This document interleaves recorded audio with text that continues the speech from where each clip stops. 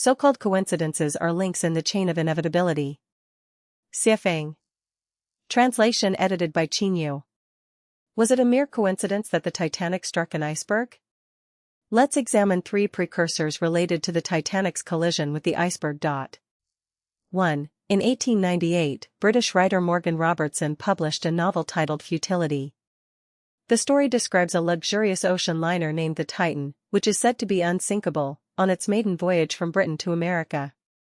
This is the largest and most opulent passenger ship in the history of human navigation, equipped with all the luxurious facilities available at the time. The ship is filled with wealthy passengers who are enjoying themselves to the fullest. However, the ship strikes an iceberg and tragically sinks, with many passengers perishing at sea. No one could have anticipated that the events described in this novel would become a tragic reality 14 years later. On the night of April 14, 1912, the largest luxury liner at the time, the Titanic, struck an iceberg and sank. After the tragedy, people remembered the novel and discovered that, apart from the ship names being almost identical, there were numerous striking similarities. Both sank on their maiden voyages after hitting an iceberg in the North Atlantic. Both ships sailed in April from Britain to America. The fictional Titan had a passenger and crew count of 3,000, while the Titanic's count was nearly the same. The Titan was described as weighing 70,000 tons, while the Titanic actually weighed 66,000 tons. The Titan was 800 feet long, and the Titanic was slightly longer. Both had 3 propellers and collided with an iceberg at a speed of 23 knots.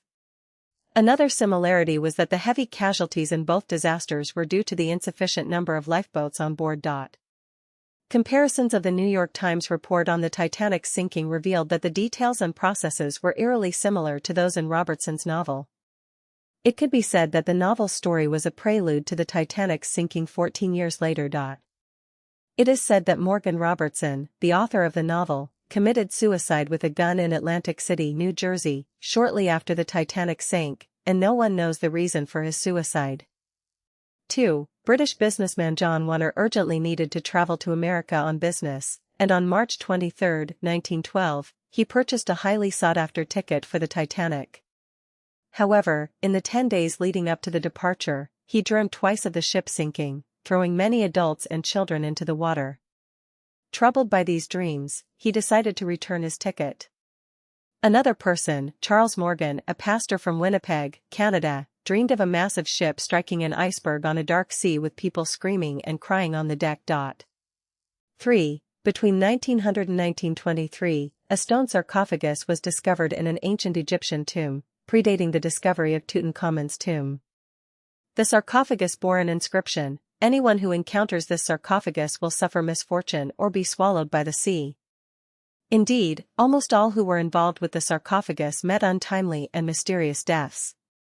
The sarcophagus was eventually purchased by an American millionaire, and, in March 1912, it was loaded onto the Titanic, destined for an exhibition in America. Unexpectedly, the Titanic struck an iceberg during its voyage, and the sarcophagus, along with the ship, was swallowed by the sea. Inside the sarcophagus lay Princess Amenare. How did this cursed artifact end up on the Titanic? Quotation: in the late 1890s, 4 young British men traveled to Egypt, where a local smuggler sold them a mummy and sarcophagus. Inside the sarcophagus was Princess Amenare. The 4 British men decided to purchase the mummy for a hefty sum of several £1,000s. From that moment on, this obscure princess in ancient Egyptian history brought about a series of bizarre and terrifying misfortunes. The British man who bought the mummy took it back to his hotel. A few hours later, for reasons unknown, he left the hotel, walked into the nearby desert, and disappeared without a trace, never to return. The next day, one of his companions was shot and seriously injured on the streets of Egypt, ultimately losing his arm. The remaining 2 men also faced misfortune. One went bankrupt for no apparent reason upon returning home, and the other fell seriously ill and ended up on the street. The mysterious mummy was eventually shipped to England, but strange incidents continued to occur along the way. The mummy was finally purchased by a British millionaire who was passionate about ancient Egyptian culture. However, the misfortunes persisted. Not long after, 3 of the millionaire's family members were severely injured in a bizarre car accident, and his mansion was ravaged by fire. Faced with such calamities, the millionaire had no choice but to donate the mummy to the British Museum. Princess Amenare's curse showed signs even before the mummy reached the museum.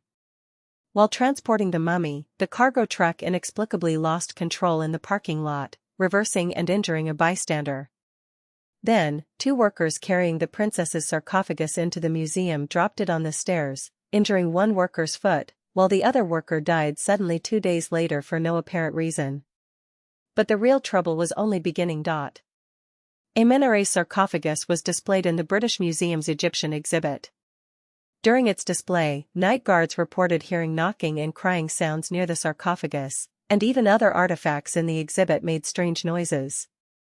Incidents occurred one after another, often accompanied by fatalities. One guard died while on duty, scaring the others into considering collective resignation. Due to the escalating incidents, the British Museum decided to move the sarcophagus to the basement, believing that hiding it away would halt the curse. Did this measure work? It proved futile, as within a week, another person lost their life, the museum curator who had decided to move the mummy to the basement, dying in his office. By this point, the cursed mummy had gained notoriety, attracting the attention of the British media. A photographer ventured into the basement to take photos of Amenare's mummy, only to develop an image showing a terrifying face. The next day, the photographer was found dead in his home, the cause being suicide by gunshot. Soon after, the British Museum sold the ill-fated mummy to a private collector, who sought the services of Europe's most renowned witch, Madame Blavatsky, for an exorcism. After a lengthy ritual, Madame Blavatsky declared that the mummy still possessed an astonishing amount of evil energy and that the curse could never be lifted. Finally, the witch advised disposing of the mummy as soon as possible. However, by this point, no museum was willing to accept Amenare's mummy, as nearly 20 people had suffered misfortunes or even lost their lives over the past decade due to the mummy. The story doesn't end here. Not long after, an American archaeologist, undeterred by Amenare's dreadful history, purchased the mummy at a significant cost, planning to place it in New York City. Personally overseeing its transport, he had the mummy placed on a massive liner that was making waves in the shipbuilding industry at the time. To be extra cautious, the mummy was placed near the captain's quarters, hoping for a safe journey to New York. That ship was the Titanic. Just as the sarcophagus had warned, anyone who encounters this sarcophagus will suffer misfortune or be swallowed by the sea. Do we still think it was merely a coincidence that the Titanic struck an iceberg?